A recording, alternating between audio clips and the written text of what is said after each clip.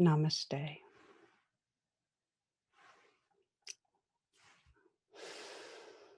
Welcome again, friends. It really is good to be together. And I thought I'd start by just naming a compelling question that so many people I know around the globe are reflecting on right now. And that is, what will bridge the divides? And I know you know what I mean. What will bridge the divides? I mean, what will help us humans evolve beyond our separate, cocooned realities that end up creating so much distrust and fear and violence?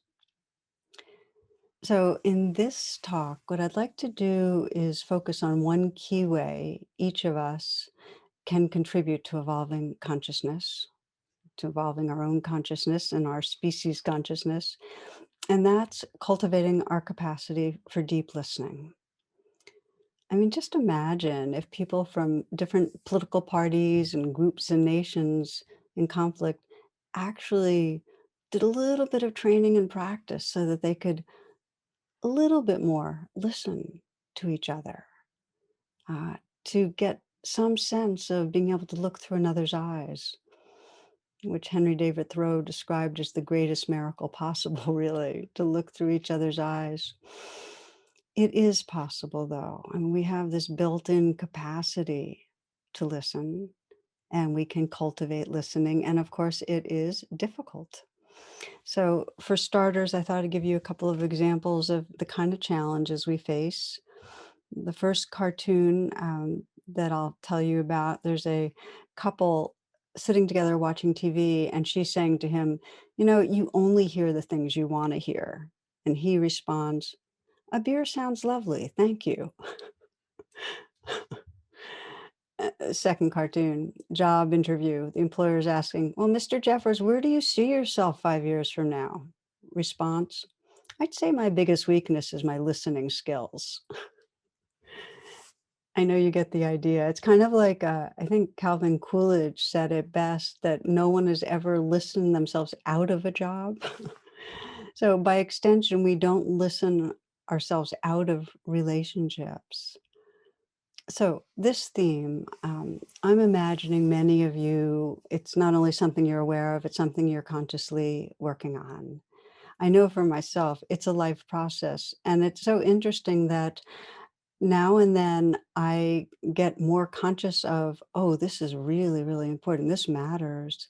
And then I rededicate. And it's really energizing to rededicate. I love that. So if you feel like this is the right time for you to deepen your commitment to how you listen, right close in with the people right around you, um, it creates a group energy to do that together and it helps our world. So, a key understanding is that the capacity to listen is not just another um, sign, a skill on the checklist of good personhood. It's really a dimension of presence.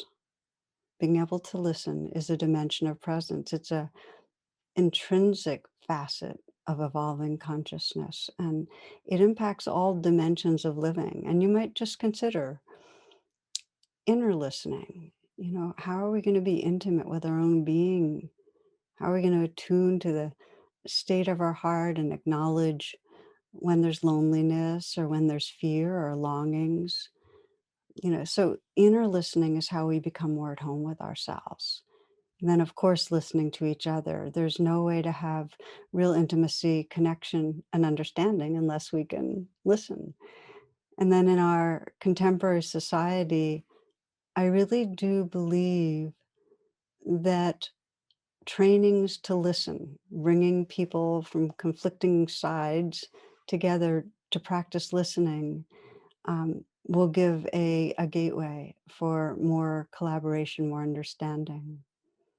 And then, of course, in terms of if we want to call it the spiritual path, it's really those moments where we stop all doings and we become profoundly receptive, quiet, open.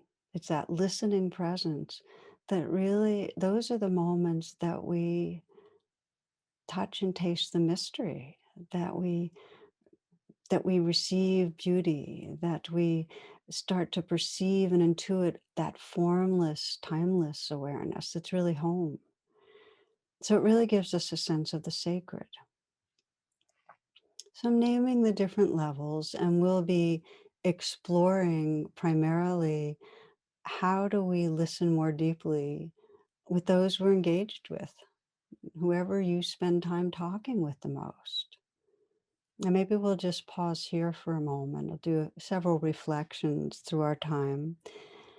Um, and this first reflection, and when we do them, if it helps you to close your eyes, please do. It always helps me. Is just to take a moment and bring to mind someone you know who is a really good listener. Someone you know who's a good listener. And take a moment to consider this.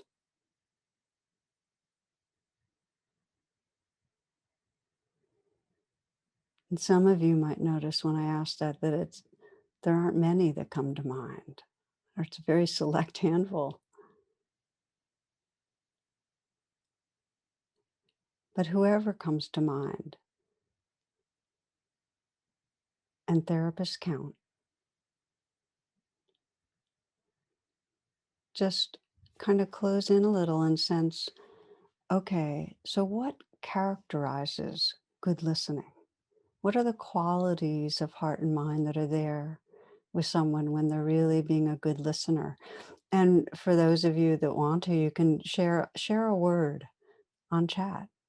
You know, what's the main word for you that really characterizes a good listener? Present, interested, curious, compassionate, patient, empathy, presence, giving, honoring, listening beneath the words, never interrupts, curious, inquisitive, truly seeing, quietness, authenticity, silence, unconditional positive regard, selfless, open. You are naming so many, you're naming the constellation, and I thank you for it. You know, in Buddhism, the archetype of the bodhisattva of compassion, Kuan Yin, is described as the bodhisattva is described as listening to the cries of the world and responding with compassion. And the bodhisattva embodies that, the words you described, that openness, that intimate presence, that tenderness, that acceptance. So there's a reason that that's an archetype for our human species, because that's really what is possible. That is possible, that we can learn to bring that receptive presence, engaging with others. Okay, a bit of information now that I find interesting, which is some of the research on listening. Okay, 85% of what we know we learned from listening. Okay, 75% of the time we're distracted, preoccupied, or forgetful. 75% of the time. 1 hour after listening, we recall 20% of what we heard. The average person listens at only 25% efficiency. 25% efficiency. Okay, so now test. I want to know how many were listening. Can you repeat those stats? You can do it on chat. No, I'm totally joking. Because I can't, numbers don't stay with me. So, but anyway, the point that I'm trying to make is that we aren't meeting our potential for listening. We've got huge potential and we don't come near to it. And not only that, it's getting worse. Um, as a species, and many of you probably know this, that our human attention span has now dropped to just 8 seconds, and that's down from 12 seconds in 2000. So the last 20 years have not been like, stellar years in terms of how well we're doing. It's pointed out regularly also that our attention span is 1 second lower than that of a goldfish. So, what to me is really compelling is that there's the research that shows the effect of technology on our brain.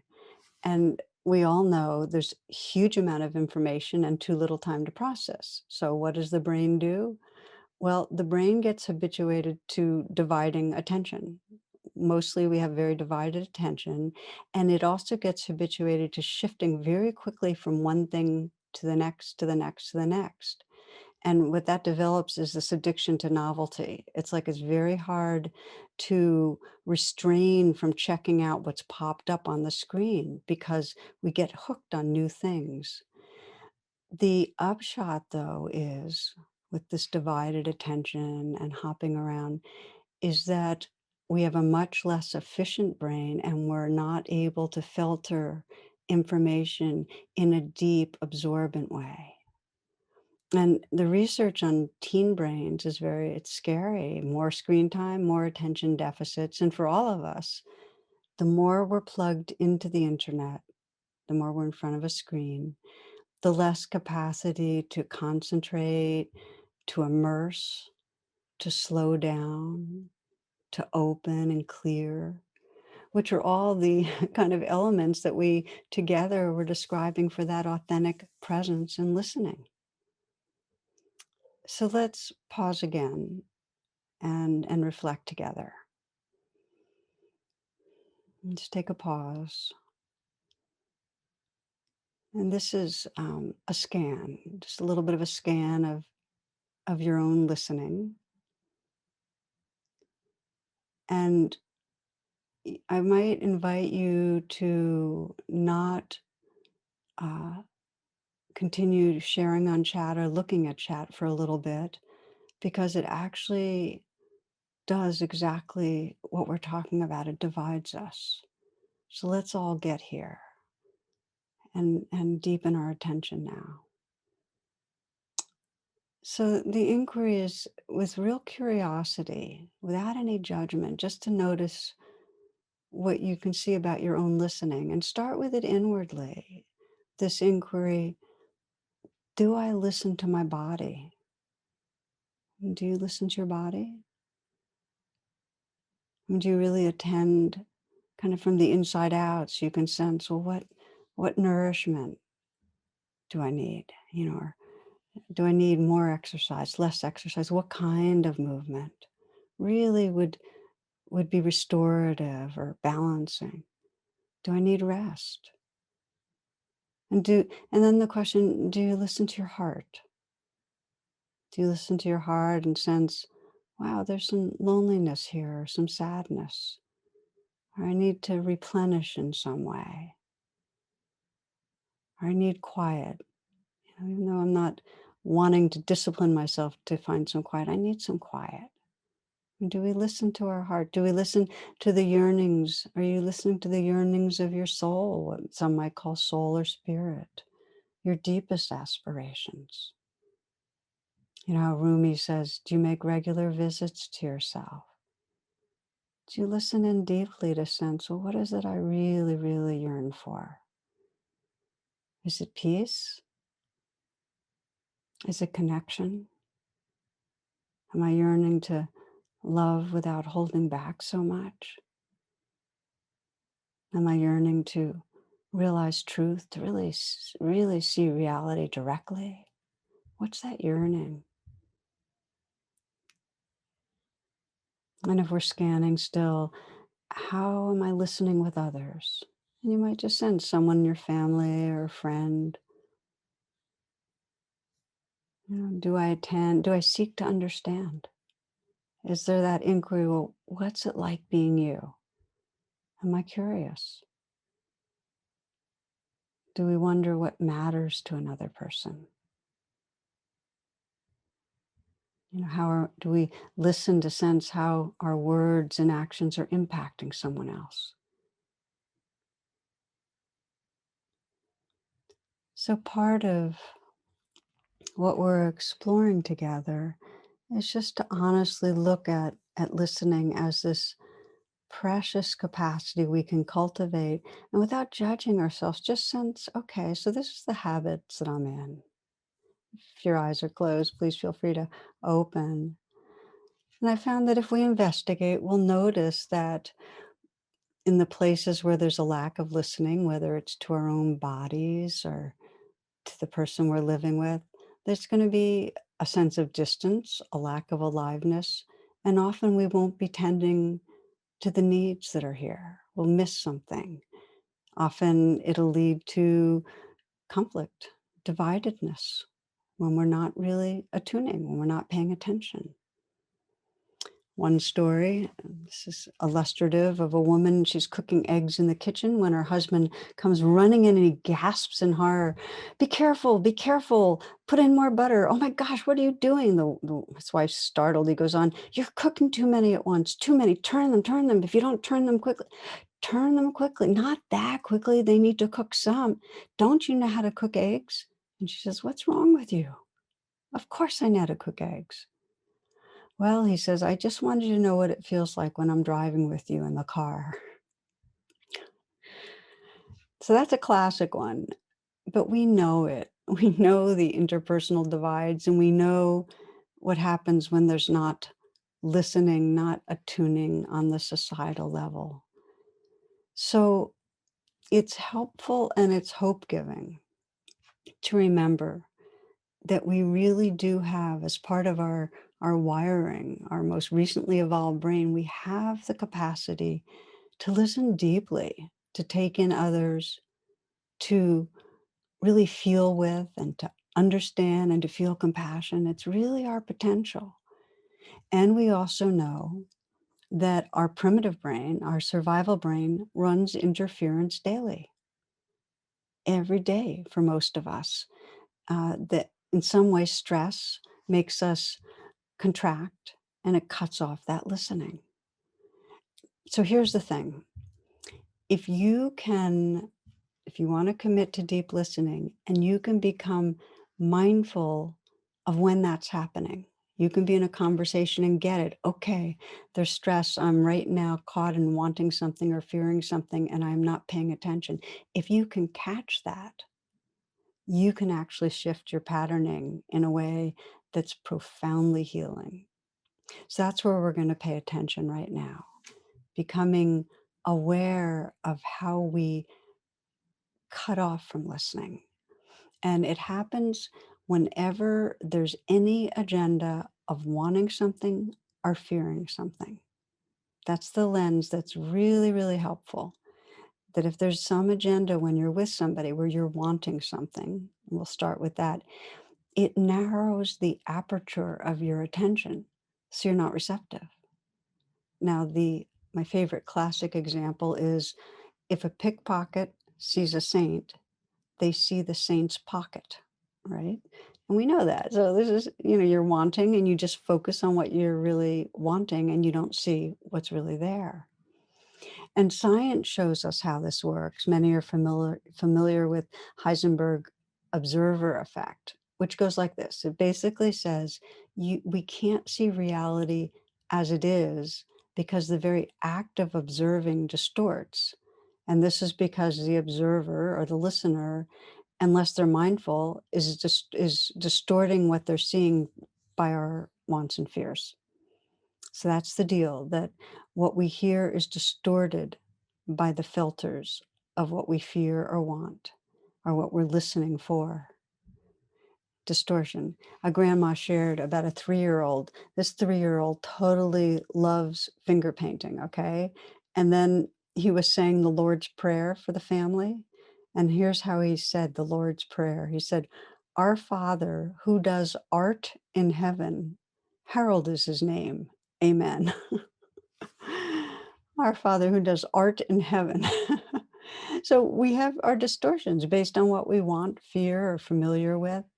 And in conversation, your wants will affect how open the aperture is. So consider this. And I'm going to just invite you to sense somebody you had a recent conversation with. Did you want that person to experience you in a certain way? In other words, did you want them to think of you as helpful, as intelligent, as caring, as capable, as interesting? I mean, it's so interesting to me that if I think of conversations, most of the time there's some agenda of wanting the other person to have a certain impression of me. That closes the aperture some. Did you want the person to think you were a good listener? Still, it closes it some. Do you want the person's approval? Did you want the conversation to go in a particular direction, to get to a certain conclusion? Did you want to prove something? Did you want to get something from the person? Did you want to be right? That's such a big one. Did you want to fix the person? So I'm just giving you examples, but whenever there's wanting, and there so often is, it tightens us. Now, sometimes the wanting that will be pulling us from presence doesn't have anything to do with the person we're with. It may be that we're wanting to get back to work or we're wanting to get something to eat. Some of you might know that William James, who I think was about 120 years ago, he wrote this. He described us as in a ceaseless frenzy of always thinking we should be doing something else. So again, let's pause. And again, just to sense a recent conversation with somebody. Give you a little time to bring someone to mind. And you might be thinking, well, this is COVID and I'm not seeing anybody and everything's by email. And so there might not have been a conversation, but bring somebody to mind that you've had a conversation with.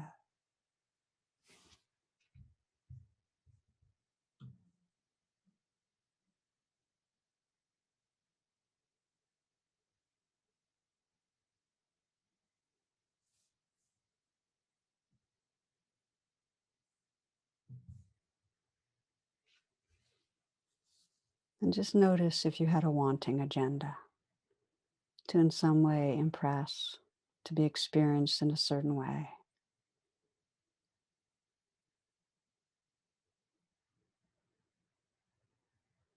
And also notice how much there might have been pure listening with no agenda, just openness, seeking to understand, to connect.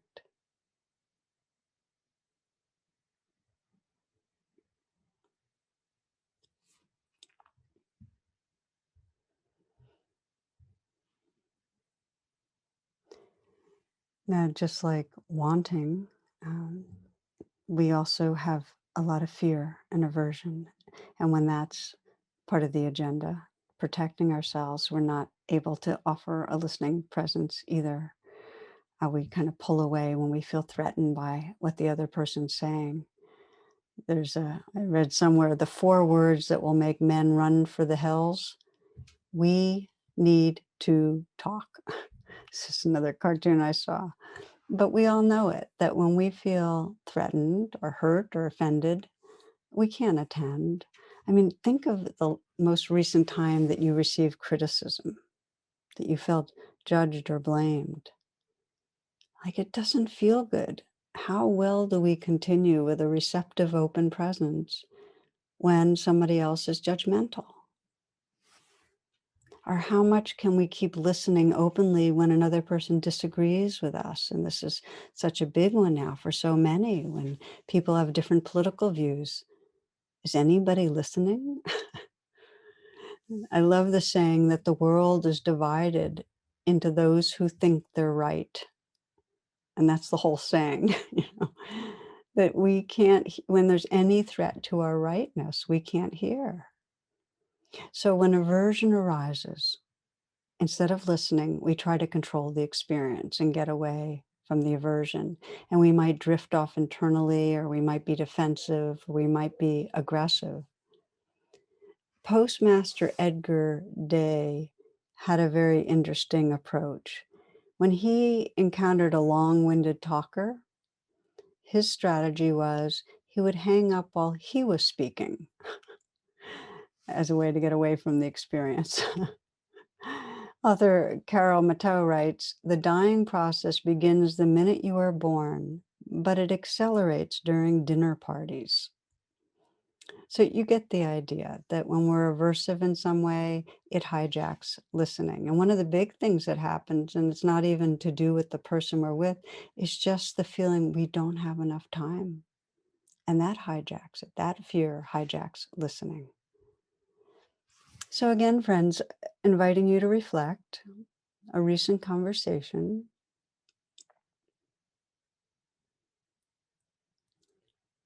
And the inquiry here is, how much did aversion close the aperture?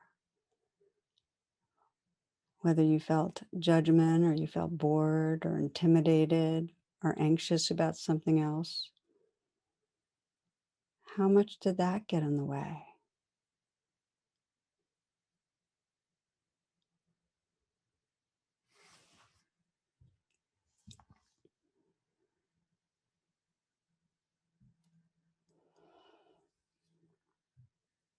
And you can keep reflecting if you'd like. I want to name one more basic fear that gets in the way of listening, and it's the fear of not being here. So let's slow down for this one because it's really, this is very, it's sometimes subtle, but it's very, very real and deep.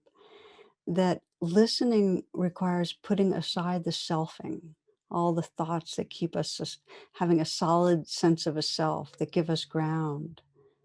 And when we get quiet and we put down our own thoughts and concerns and so on and just open to another person, it feels uncomfortable, unfamiliar. We feel unprepared, undefended. There's a sense that no one's here. We don't know who we are when we're not planning our response. I love the way Fran Lebowitz put it. She says, the opposite of talking isn't listening. The opposite of talking is waiting. And isn't that familiar? That instead of listening to understand, we listen to reply. That's where our energy goes. There's this really strong tendency to want to assert a self who knows something. So I'm spending a little time on this. So the way is our limbic agenda of wanting and fearing and sustaining a self creates interference. Because if you can bring to mind a few people that you want to deepen your listening with and notice, okay, with that person, here's how my listening gets hijacked. You will be more able in the moment to choose to stay present. If we can bring it into consciousness, we can actually make a shift. It takes courage. I like the way Krista Tippett puts it. She says to listen deeply, we have to have a willingness to be surprised because we're putting down all our expectations and our controlling. Mark Nepo, the poet, says it this way. He says, to listen is to lean in softly with a willingness to be changed by what we hear. I want to say that again because that for me is so, it just kind of says it so beautifully. To listen is to lean in softly with a willingness to be changed by what we hear. Okay, let's now turn to how we train ourselves, to listen. And I'm going to kind of go through some basic steps and give you an example and then invite you to practice a little. We'll do it together in your mind's eye with someone in your life. So the training, like anything else, it takes the 10,000 hours plus of deliberate practice because it's really reworking our old habits of trying to control things. And there are 3 steps. If you're stressed, there are 3 steps that you'll have to take if you want to actually show up in a conversation and deepen your listening. And the first is to set your intention to do so. I mean, if part of us being together is you leave and say, okay, it's my intention to deepen listening, and here's a person I want to practice with, and it gets, so you're really ahead of time, like setting that aspiration, you'll be much more inclined to be awake in that situation. So that's the first one, is set your intention. It's basically the intention, for me, it's, can I listen to understand and to connect?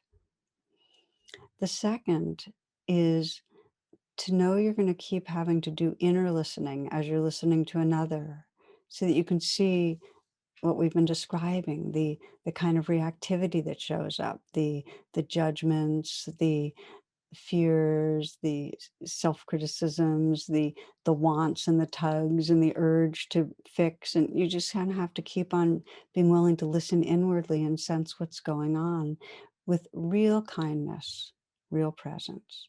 So that's part two. So we set the intention. We know when we're with others, there's also some inner listening going on. So we know what's happening. And then the third, offering a listening presence to others. We need to support that somehow because we get tugged around so much. Just the way in a sitting meditation, you might set the anchor with the breath because you know you're going to get caught in thoughts and it's a way to come back right here. You can use your breath and your body when you're listening to others. I sometimes just feel my hands tingling, and as I'm talking, I'll feel my breath and my hands tingling, and it'll keep me here knowing, okay, right now, my only job is to listen. Breathe, feel the fingers and hands tingling. Listen. Breathe, hands, listen. So find an anchor that works for you, some way of coming back into presence so you don't get lost in your thoughts. And then the other piece that I find really helpful is the wise inner coach that just kind of reminds us. And you might find some reminders that really help you, like an inner whisperer that says, okay, what's happening here? There's time. That's a really valuable reminder, just to say there's time. Because so often we think there's not enough time in our life. There's time.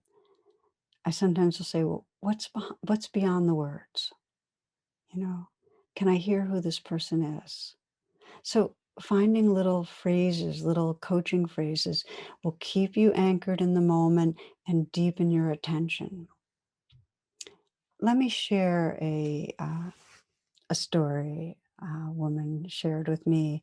She had done some mindful listening training, and she was, listening to the podcast and doing her work on this, decided to commit to listening from an awake heart by practicing with her brother. Now, her brother was a professor of economics for decades, and she found him incredibly self-absorbed and opinionated and domineering whenever they were in their family gatherings.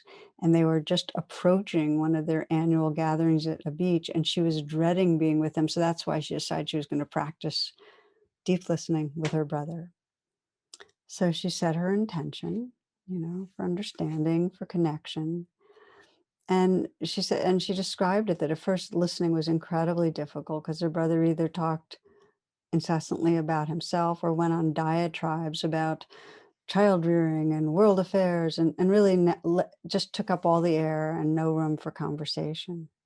So typically she'd find all sorts of excuses to not be around him. But she remembered her intention, and she said her breath was her anchor. And she watched herself. She did that inner listening, and she just kept on feeling her impatience and frustration, that sense of the aversion, like I don't exist, that feeling, and kept feeling it, and in inwardly kept offering care to herself. Just it's okay. So that was important. She was staying intimate with her own experience, acknowledging her aversion, not pretending it wasn't there, not bypassing it. And that made it possible to listen a little bit more with him. And she coached herself. She used the there's time because she just felt like I'd much rather be with my kids right now on the beach. Or, she'd ask questions, can I hear who he is? And as she listened, she started to really feel her brother's like a very young person need for attention, to feel like he mattered, to, in some way, be confirmed or affirmed as intelligent and interesting. And she could feel under that as she listened, the insecurity that was there. And actually, as she let in that pain, as she felt this kind of young, insecure place in him, it softened her heart and her presence deepened. She just sat with him. She'd listened to him. They went for walks on the beach. One day, after a few days of her listening like that on a walk, he confessed to her. He said he was really agitated and hurt because right before break, he had received the students' course feedback at his college. And he got some feedback that he was not only not interesting, but he was a talking head and compared to the other more popular professors, he was way down on the list. And this just really it just hit him so hard. And she was very present listening to him. And then he said something she never expected. He looked at her and said, I'm not the person I want to be. And his eyes were wet. And so she asked the natural question, well, who do you want to be? And he said, someone who can connect and engage and interest these young people in the challenges of our world, and someone who can bring them alive. And so they started talking about what had gotten in the way and how he could experientially engage students, how he could ask them questions and with real interest draw forward their creativity and intelligence rather than shoving his at them. The day they left, he really expressed gratitude. He said, I needed you. You've been so here for me. You helped me reconnect to purpose. So what had she done? She set her intention for understanding. She was very, very with herself and what she was coming up in her. And she just stuck with it, listening presence. There's a metaphor I love. This comes to my mind a lot about the power of listening. That it's that if you just consider it, that we have this creative spirit, all of us have this love and wisdom in us, and it can emerge like a fountain, and it's all coming from the same source of awareness. But when we haven't been listened to, that creative wise expression doesn't come forward. It's like our fountain dies, it shrivels up. And then when we are listened to, it starts flowing again. And as it flows, it can start expressing the truth of our human vulnerability, like this woman's brother. And in time, the depth of our goodness, our deep intentions. It's a real human need to have spaces where we're listened to, a really deep human need. So we're going to practice a little, and then we're going to open this to questions. Just to remind you, in terms of the questions, if you're on Zoom, feel free to put your questions on chat now, in the next few minutes, anytime. And what we're really exploring in this class, and there's going to be part two, because I just barely touched on, I've got so much more that I wanted to walk through with you, but the power of consciously rededicating to listening. I know in my life when I go through okay, this is a season where I really want to pay attention to this, my relationships become an adventure, much more interesting because I'm just much more consciously there, and that brings it alive. It doesn't matter who I'm with. Um, More heart, more connection. So invite you to explore that. And right now, we'll just let you explore it as you bring to mind one person that you would like to listen more deeply to. So wherever you are, if you need to adjust your posture, please do.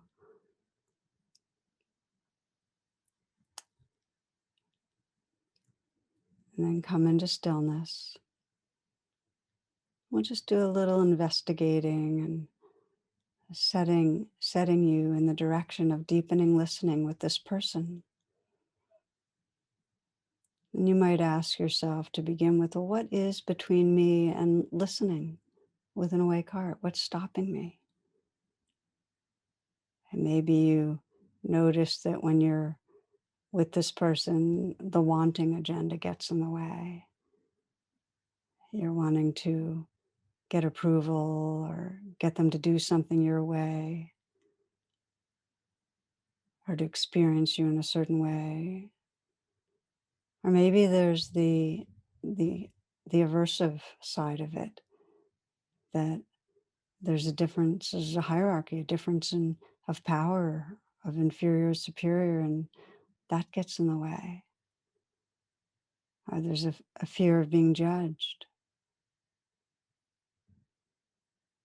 Whatever it is, just notice what gets in the way.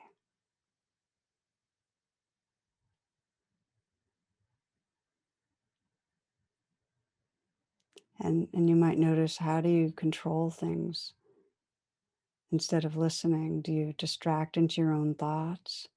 Do you try to steer the conversation? Do you ignore? Do you plan your response?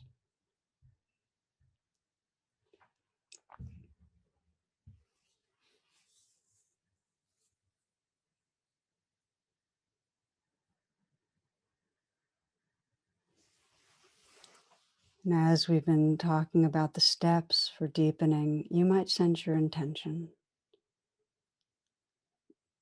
to bring more into awareness what's going on around listening with this person, to be more aware. And you might sense your intention to deepen your understanding, to connect, to listen with an awake heart.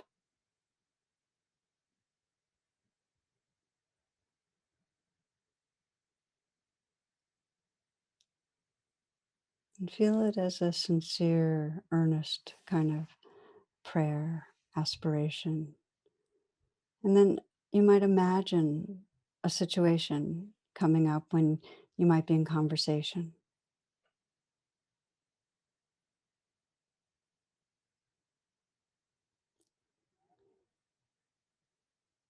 And just imagine anchoring maybe with your breath or with your body.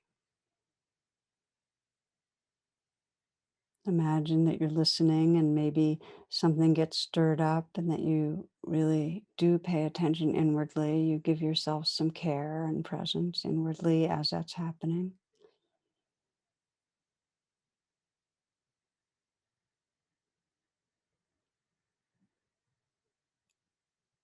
And you might imagine, as you open your attention to the other in a deeper way, that you coach yourself a little. You know, what's behind the words? What does this person really need from me? What do they want me to know?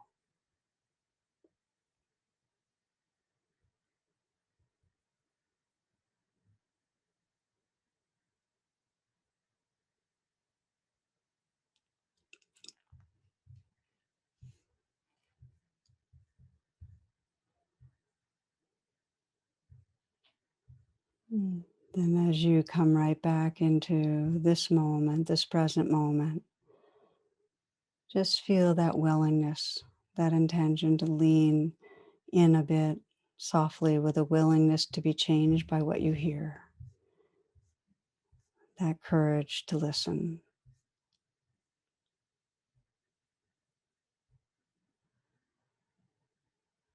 And feel yourself right here, right now. I'll share one poem to close this portion, and then we'll open it to questions. This is by John Fox.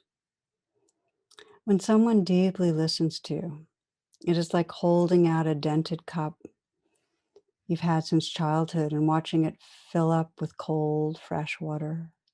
When it balances on top of the brim, you are understood.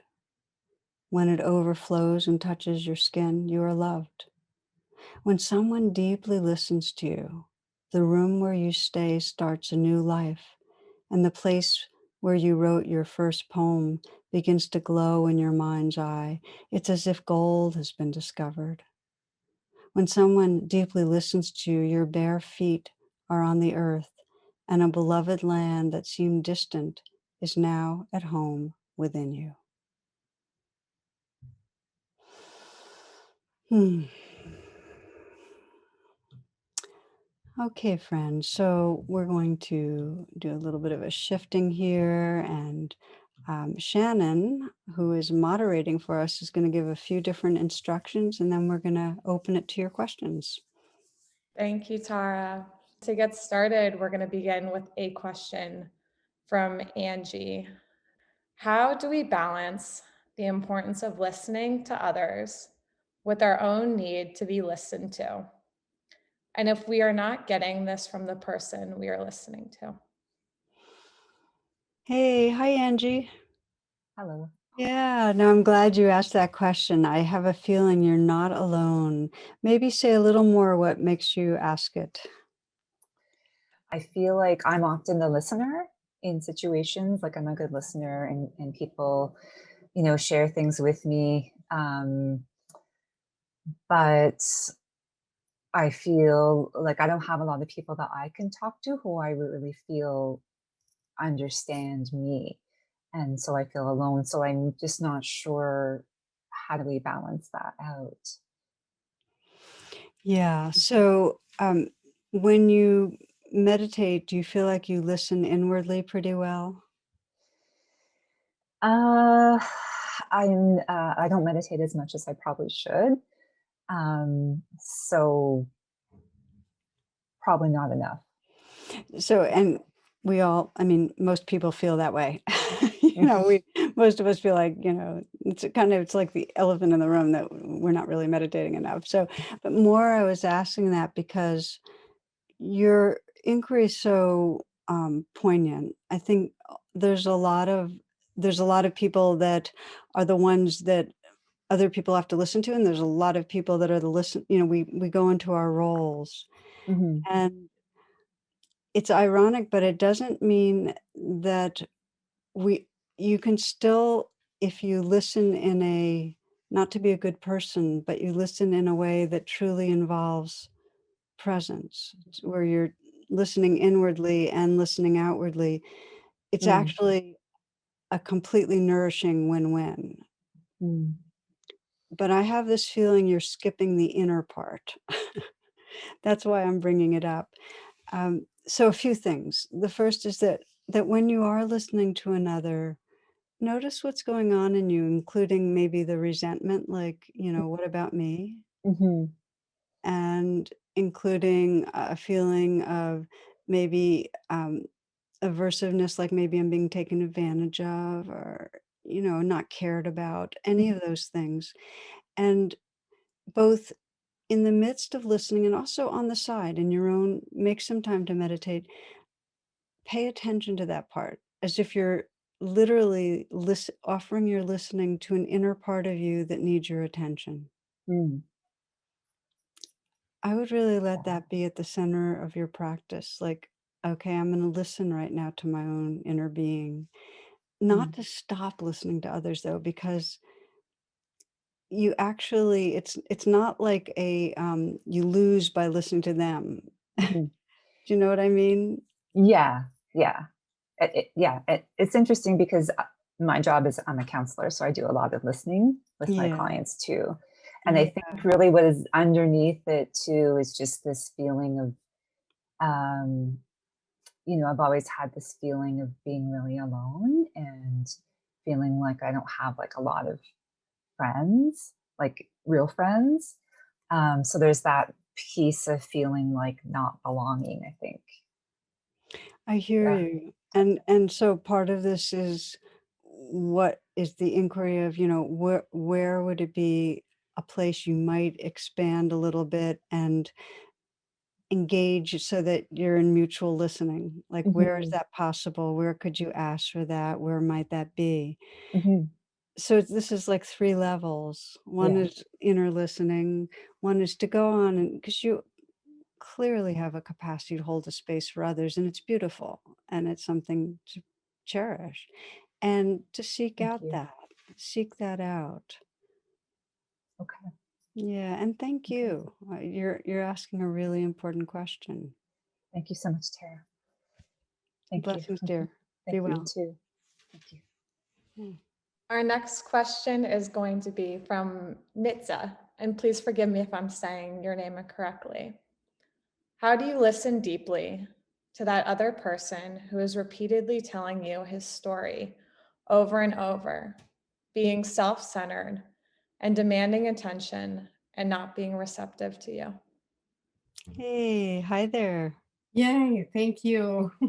Yeah, yeah. So what I'm hearing, Nitsa, is that Yes, right? Yes, yeah, great. So what I'm hearing is that you're in a relationship where you're just constantly hearing the same story coming from somebody, and it's very self-centered, and there's no mutuality there. And yes, say a little more just to tune me in. yes. Well, I resonated with the story that you shared with us about the brother and sister. Yeah. I have a brother that I'm actually helping him to deal with his own depression and his frustrations in life as he ages. And we have been meditating actually every week because I Mhm. have, yeah, I have been, I offered him the opportunity to meditate and to learn how to meditate. Mm, And it's been an interesting experience for me, uh, how to do it, and actually I heard your online, how to teach meditate, how to be a good meditation teacher. mhm. And I'm preparing for that. But I feel very frustrated because he keeps all the time being self-centered about retelling the story of frustration, and I keep listening and listening, and but it's so hard for me to hear it again that sometimes I feel a little bit despair, and I confront him in like judging him, like requesting him to stop retelling the story again. And I don't know if I am doing that correctly or still give some time to retelling the story and then how to manage that to go Well, a different way. I hear your question, and I'm really getting it that there's a deep inquiry. How long does it serve to hold a space when somebody is just repeating a pattern over and over and over and over again? Is that right? Yes. Yeah. Yeah. Here's what I would encourage, because it takes a lot of patience, because he's obviously really a wounded person, and he's caught in something, and he doesn't want to be there. No, I mean, nobody wants to be in. So, and you can't fix him. You can explore what it would mean to listen and love him more while he's speaking, just to love him. But Mhm, at first, you're gonna have to take care of the part of you that's frustrated, and it's very, it can be not be very gratifying. mhm, You just feel like you're just listening to a broken record. So you need to take care of yourself, but make it part of your practice to say, "Can I hold my own being in compassion?" And then how pure can I bring just a tenderness, like seeing the suffering behind that story, and mhm, just see. It may be that it doesn't work for your body, heart, and mind to keep holding the space for too long, mhm, but explore what would happen if you first deepened and just loved him, mhm, just loved him. And mhm, that takes getting to that loving place. So first tend to yourself. And by the way, when I say do it while the conversation's happening, we need to do it on the sidelines also, mhm. because you're offering a lot, and it can bring up the places in our own lives where we had deficits. Yeah. Okay. Thank you. I hope that's helpful. Yes, I keep trying because I love him dearly, so I'll keep trying.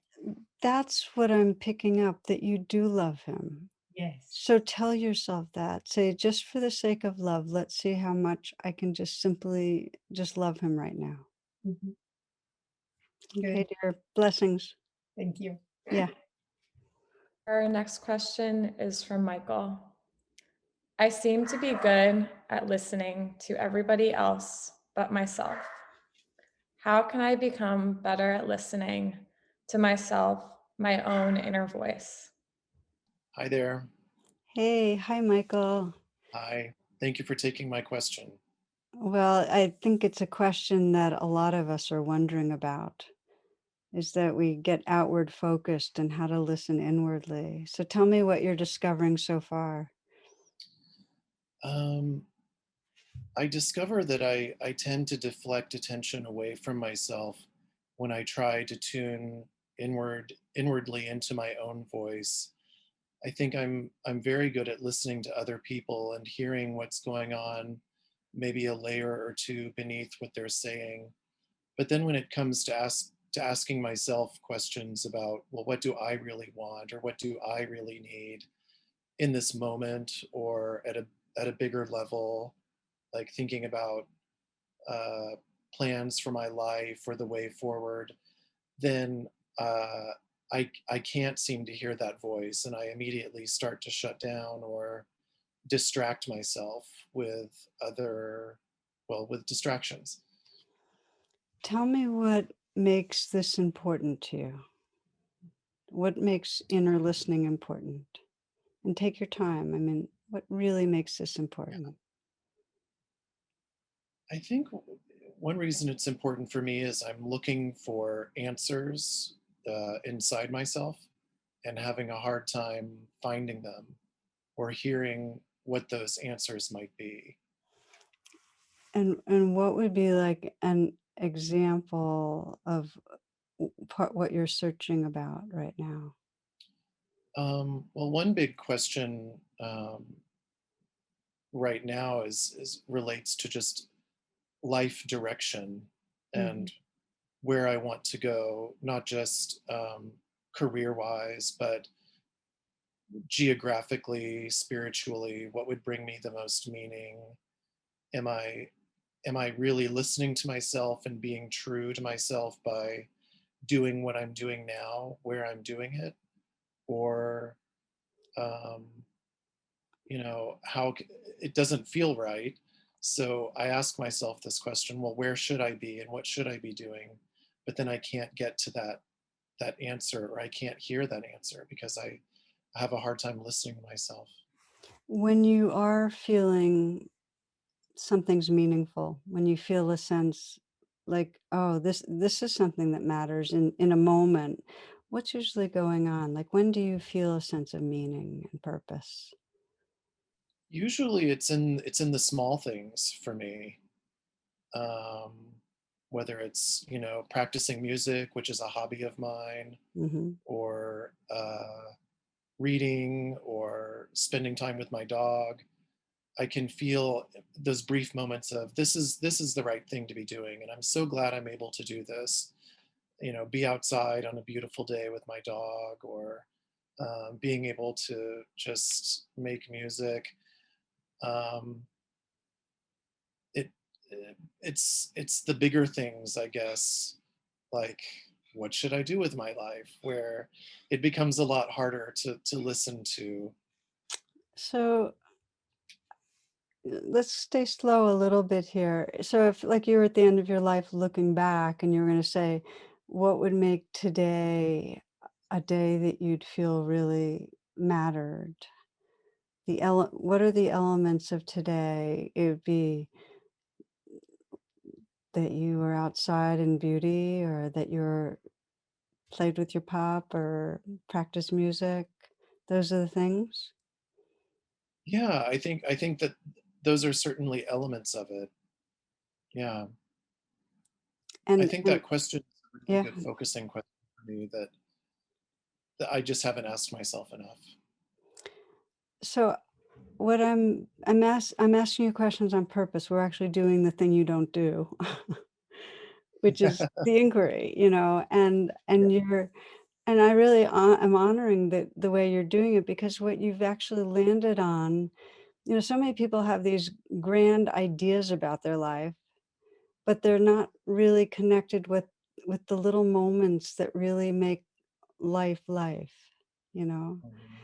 And if you ask yourself, well, at the end of my life, if I was looking back, what would matter right now? Like if I'm asking myself, part of it is that I'm actually real with you right now, that I'm not mechanical, that there's actual authentic, here we are. And I'm like you, my dog. If I play with my dog and go for a walk by the river and I can be real with you, it doesn't really matter too much what my formal job is or what I'm doing with my life or where I'm living. Do you see what I'm saying? Right, right. Yeah, it's definitely in the small things.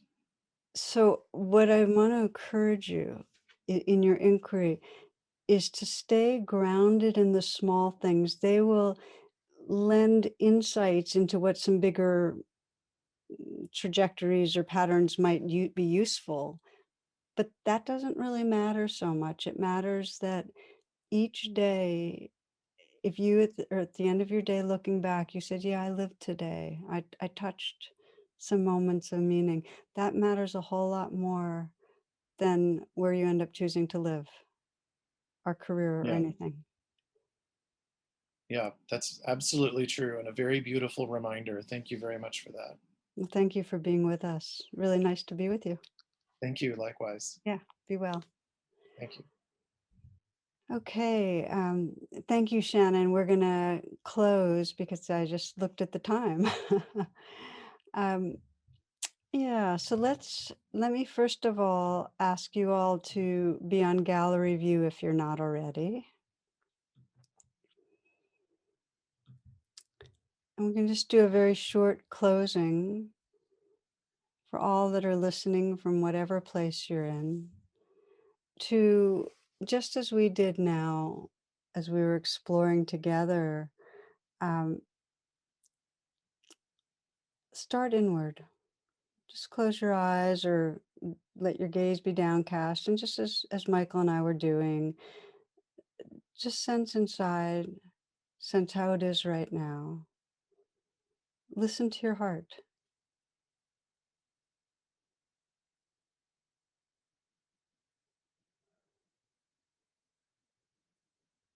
In the same way you might offer listening to another that's deep listening, listen with unconditional tenderness.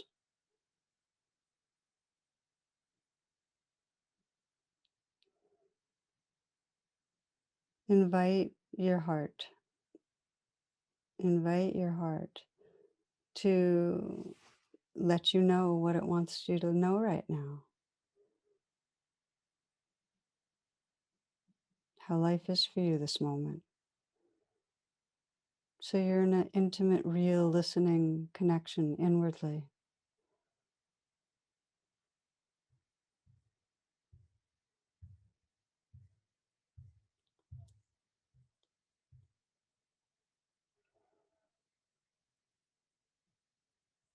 And then you can widen the attention and again remind yourself of somebody you'd like to be listening to more deeply. And you might listen to these words from Thich Nhat Hanh, the Zen master. He says, deep listening is the kind of listening that can help relieve the suffering of another person. You can call it compassionate listening. You listen with only one purpose, to help him or her empty their heart. Even if they say things that are full of wrong perceptions, full of bitterness, you're still capable of continuing to listen with compassion because you know that listening like that, you give the person a chance to suffer less. If you want them to correct their perception, you wait for another time. For now, you don't interrupt. You don't argue. If you do, they lose their chance. You just listen with compassion and help them to suffer less. Time like this can bring transformation and healing. So we widen and sense another person, and it may be you're deepening listening, not just to relieve their suffering, but to really deepen your relationship.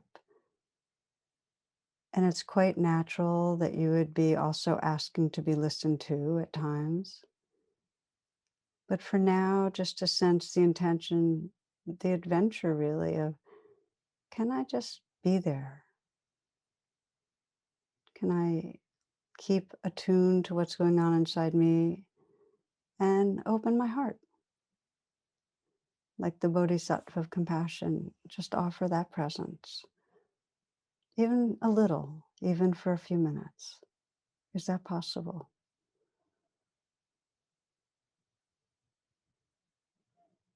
And then we widen it and begin to think of our world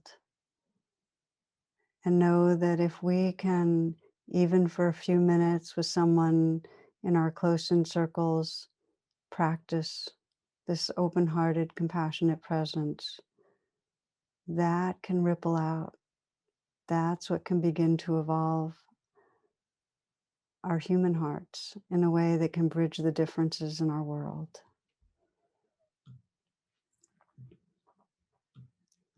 So we close and we're on gallery view, and you might open your eyes and sense as you look and see others, and you can do it without feeling self-conscious because nobody knows who you're looking at, which I always like. And you can just see each other and sense the goodness, the intention, the good hearts, the wisdom, and sense collectively, and this is for all of us, what is possible if each of us in the days and weeks to come just listen a little bit more, just to sense that. So you might offer each other your blessings, your namastes, and if you want to unmute and say farewell and namaste to each other, please feel free. And thank you so much for being part of this. I hope you join in next week. Okay, blessings. Namaste. Thank you. Thank you for your presence. Thank you. Namaste. Blessings. Namaste. Hi, Thank you everyone. so much. Thank you, Tara. Thank you, everybody. Namaste. Thank you. Bye. Namaste. Thank you.